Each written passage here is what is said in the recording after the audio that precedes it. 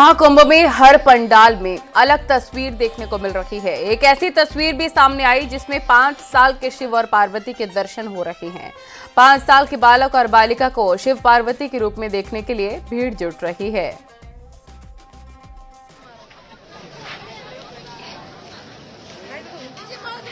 पर तमाम ऐसी तस्वीरें सामने आ रही हैं जो लोगों को भावुक कर सकती हैं, लोगों के आंखों में आंसू ला सकती है। आप देखिए भगवान और भक्ति का क्या रूप देखने को मिल रहा है कि ये बच्चे शिव पार्वती और यहाँ तक कि भगवान की वेशभूषाओं में हैं। इनको देखकर लोग पांव छू रहे हैं, इनसे आशीर्वाद ले रहे हैं। यहाँ क्या महिला क्या पुरुष इनसे आशीर्वाद लेने के लिए खड़े, जो निकल रहा है इनको प्रणाम करते हुए जा रहा है। और ऐसे में देखिए लोग जितने खड़े हैं बच्चों से पांव छू छू के इनसे आशीर्वाद ले रहे हैं, जबकि ये एक पात्र बनाए गए हैं। उसके बाद कोई भगवान असल के नहीं, लेकिन फिर भी देखिए आस्था किसे कहते हैं।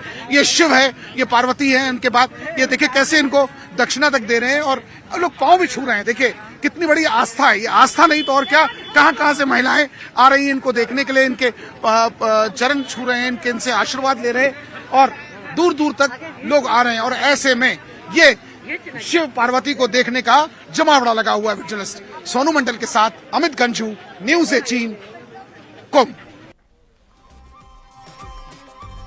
आस्था के महापर्व महाकुंभ में दुनिया के हर कोने से विदेशी श्रद्धालु भी पहुंच रहे हैं और आस्था की डुबकी लगा रहे हैं। महाकुंभ की तैयारियों की तारीफ कर रहे हैं। त्रिवेणी के घाटों पर हर हर गंगे के जय घोष हो रहे हैं।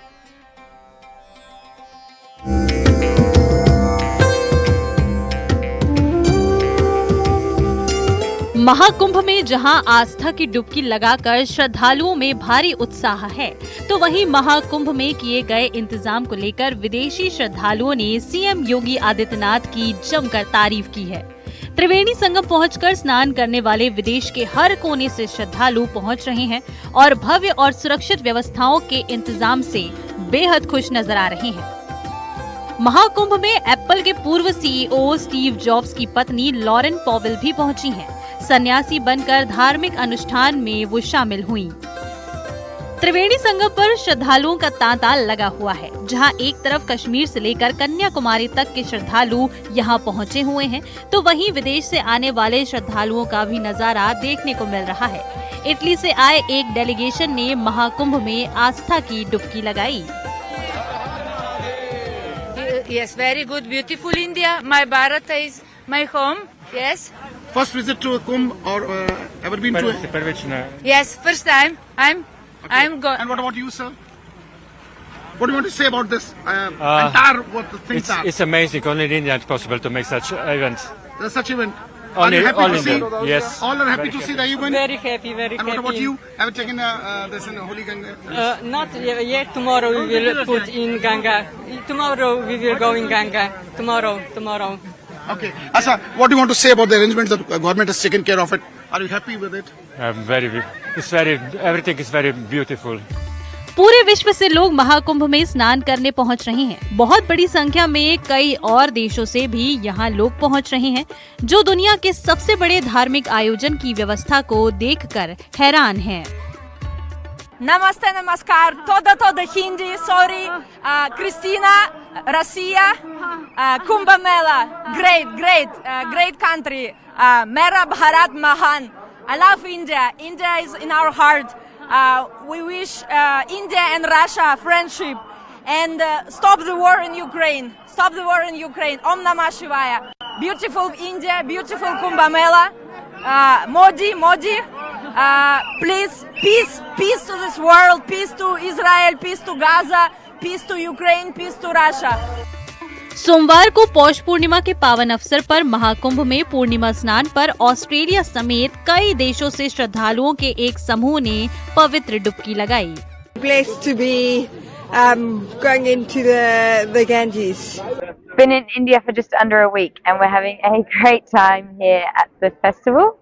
Feel really lucky that Mahakumbh पहुंचे ऑस्ट्रेलिया से आए श्रद्धालु ने महापर्व की तैयारियों को लेकर सीएम योगी की तारीफ की। महाकुंभ की व्यवस्थाओं से विदेशी श्रद्धालु भी खुश नजर आए। I praise the Chief Minister. He's done an amazing job organising this. Thank you very much.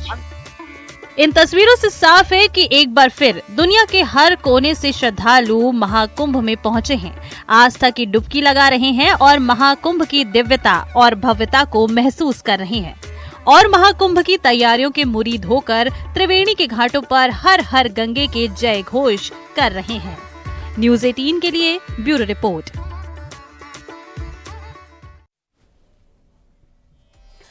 और महाकुंभ में नागा साधु भी अपने शहर में पूजा अर्चना और हवन करते नजर आ रहे हैं। नागा साधुओं को देखने के लिए उनके शिविर में श्रद्धालु पहुंच रहे हैं। गुजरात के एक नागा साधु से बातचीत की हमारे संवाददाता अमित कंचू ने। इस महाकुंभ में साधु संतों नागा बाबाओं का लोगों को आशीर्वाद प्राप्त हो रहा है। इनके भक्त दूर दूर से इनके शिविरों में आ रहे हैं और इनसे आशीर्वाद ले रहे हैं। ऐसे एक बाबा हमारे साथ हैं जो गुजरात से आए हैं। इन्होंने कितने कुंभ देखे हैं, अर्ध कुंभ कितने देखे हैं, कैसे है, इनसे बात करने के लिए हम इनसे बात करते हैं। महाराज जी, ओम नमः शिवाय। ओम नमो नारायण। क्या शुभ नाम है? मेरा नाम नागा बाबा सावंती, श्री पंचदशनम जूना अखाड़े से। अच्छा महाराज जी, कितने अभी तक कुंभ देखे, अर्ध कुंभ देखे, महाकुंभ बताएं पूरा अपने बारे में। अभी तक 2 महाकुंभ और 2 अर्ध कुंभ देखे हैं। इस महाकुंभ में खास क्या देखने को मिल रहा है? खास तो हर बार खास ही होता है। जिस समय का एक नियम है परिवर्तन, तो पहले जो था और आज में काफी कुछ परिवर्तन है। तो परिवर्तन तो है, बहुत कुछ है। आप कितने वर्ष हो गए महाराज जी नागा बाबा के, कितने समय हो गया, पूरा बताइए अपने। अभी बचपन से हम इस लाइन में है। बचपन से हम सन्यास, पहले ब्रह्मचारी बनाया जाता है, ब्रह्मचारी के बाद महापुरुष बनाया जाता है, फिर उसके बाद अवधूत बनाया जाता है, उसके बाद नागा सन्यासी बना जाता है। तो ये सब कुछ एक प्रोसेस होता है, स्टेप बाय स्टेप। तो हम लोग को पहले तैयार किया जाता है ट्रेनिंग के साथ, तो उसके बाद नागा सन्यासी बनाया जाता है। तो बालक से लेके नागा बाद 5 स्टेज में होता है, अगर मैं गलत नहीं। हाँ जी, ऐसा ही है। जैसे कि उसमें एक नियम होता है, पहले तो उसको देखा जाता है, गुण देखा जाता है, अवगुण देखा जाता है। अगर उस बनने के काबिल है तो उसको बनाया जाता है। अच्छा महाराज जी, कैसे आप लोग दूसरों से अलग हैं? आपकी विधि कैसे अलग है लोगों से? विधि थोड़ा अलग इसीलिए है कि एक जो हम लोग की जो सोचने की क्षमता है वो जगत कल्याण के लिए है, विश्व कल्याण के लिए हम लोग सोचते हैं। हाँ, इसीलिए तो ये जो यज्ञ कर रहे हैं, जब तब अनुष्ठान जो भी करते हैं, ये सब विश्व कल्याण के लिए। तो इसीलिए हम लोग कहते हैं ना, विश्व का कल्याण हो, प्राणियों में सद्भावना हो, सभी प्राणियों में सद्भावना हो। तो ऐसी। हाँ जी, हर हर महादेव। अच्छा महाराज जी, बस एक आखिरी चीज, कभी ठंड नहीं लगती है? गर्मी, ठंड, बारिश, ऐसे आप लोग बैठते हैं महाराज जी? नहीं, एक तरह से एक तैयारी होती है। आप जैसे कि आप जो चीज के लिए सोचते हैं ना, तो उस तरह से वो ऊर्जा आपके अंदर प्रवाहित हो जाती है। अगर हम सोच रहे हैं हमको कड़ी तपस्या करनी है, तो उस तरह से कॉन्फिडेंस और ऊर्जा हमारे अंदर आ जाती है, तो हर चीज को आसानी से कर लेते हैं। तो आपने देखा, ये नागा बाबा हैं जो गुजरात से आए इस शिविर में। इनका कहना है कि इनका सिर्फ और सिर्फ ये सिद्धांत हो, विश्व का कल्याण हो, विश्व में शांति हो, और इसी के लिए अब अनुष्ठान कर रहे हैं।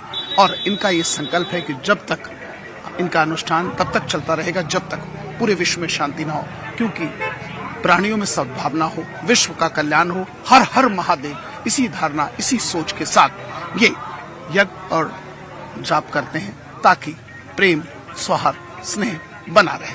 विजिलेंस सोनू मंडल के साथ अमित कंचू, न्यूज़ 18 कुंभ।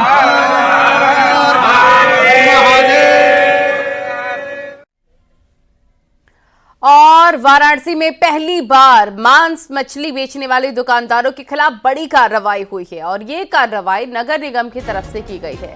पहली बार 15 दुकानदारों को मछली और मांस बेचने के खिलाफ मुकदमा दर्ज करवाया गया है उनके खिलाफ, और इसके साथ ही इन सभी के दुकानों को सीज भी कर दिया गया है।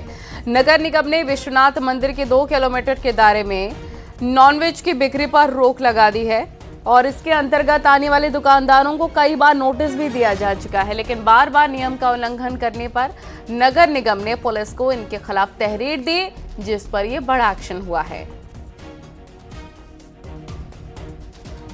तस्वीरें हम आपको दिखा रहे हैं। बनारस में पहली बार नॉनवेज बेचने वाले दुकानदारों के खिलाफ कड़ी कार्रवाई हुई है और ये कार्रवाई नगर निगम ने की है और 15 ऐसे दुकानदार हैं जिनके खिलाफ मुकदमा दर्ज किया गया है। इसके साथ ही इन सभी की दुकानों को सीज भी कर दिया गया है, क्योंकि इनको पहले भी कई बार नोटिस दिया जा चुका था, बावजूद इसके नॉनवेज शॉप्स खुल रहे थे।